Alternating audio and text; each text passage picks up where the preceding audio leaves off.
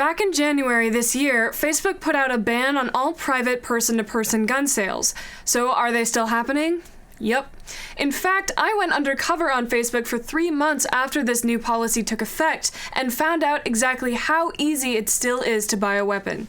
I discovered once I joined the first couple gun advocates groups under my new persona, pretty soon I was receiving more and more invitations to private groups with misleading names like SC Top Dogs.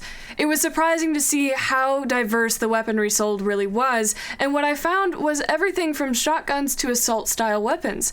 Within the first 2 weeks of this project, I found a guy willing to sell me a handgun in North Carolina. Although I thought it was suspicious that he never told me to bring an ID or a permit, it could have easily been assumed to be common knowledge.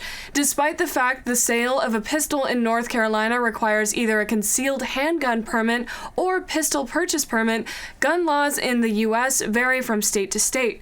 So is it safe to say that every sale behind closed chats is legal? Not really. But what I've witnessed during my 3 months undercover is the vast majority of these groups strongly advocate for legal sales and believe in their right to protect themselves and their homes.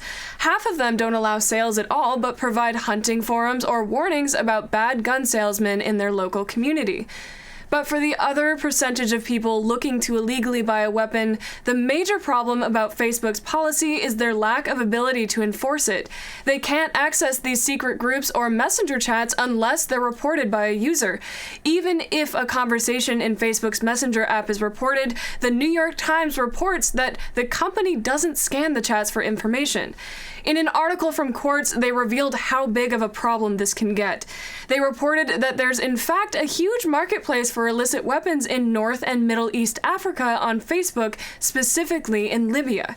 Since the overthrow and death of Gaddafi, his stockpile of weapons, which estimated to be valued about $30 billion worth, have been overflowing into the local marketplace and thusly online. A project called the Small Arms Survey reported the growing weapon sales in Libya online included rocket and grenade launchers, heavy machine guns, and anti-tank guided weapons. And if you didn't know, the anti-tank weapons are guided missiles designed to destroy heavily armored vehicles. And here's the other side of the problem. With Facebook standing strongly on the side of encryption, as demonstrated by their endorsement of Apple when they went to court with the FBI, it's hard to see the company making stricter rules and surveilling these private groups. This issue echoes one of the biggest questions our generation has to face. How do we balance our need for privacy and our need for national security? For updates, stay tuned with us here at Pentatech. I'm Lyric Weiss.